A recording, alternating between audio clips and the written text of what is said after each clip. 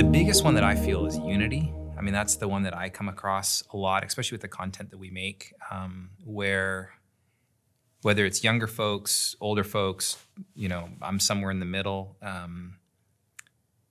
didn't grow up in a Christian home. So I actually grew up Baha'i, which is like this religion out of Iran, out of the 1850s. And my understanding of Christianity and the folks that I came in contact with, it was super cliquey and pretty judgmental and pretty segregated and all of those kind of things. I grew up in Canada. And when I came to faith through a missionary in Turkey when I was traveling over there, I came back. So it wasn't through a church. It wasn't through a relationship that I had back home. And I remember looking for a church, and every time I would step into a church, I saw the things that I thought was the church, meaning I would see clickiness, I would see judgmentalism, because I was looking for it. That was my experience. And I think there's a ton of people like me from when I came to faith that are super, they're searching, they're wanting to find places they can ask questions in a safe environment.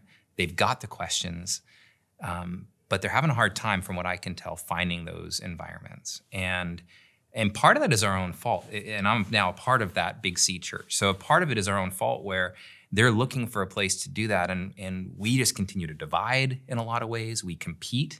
There's this bizarre competition inside the kingdom that just doesn't make sense.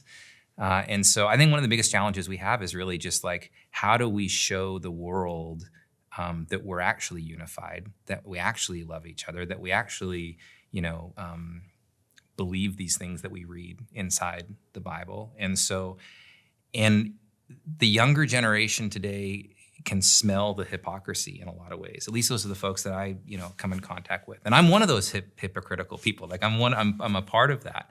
But I think that's a massive thing that we're trying to take a look at. And even as we're writing the content for BibleProject, we're very careful about having theologians from Catholic, Protestant, Pentecostal, Reformed, voices in, so that we're hopefully creating something that goes beyond all of those divisive kind of things and gets straight to the heart of Scripture and straight to the heart of Jesus. And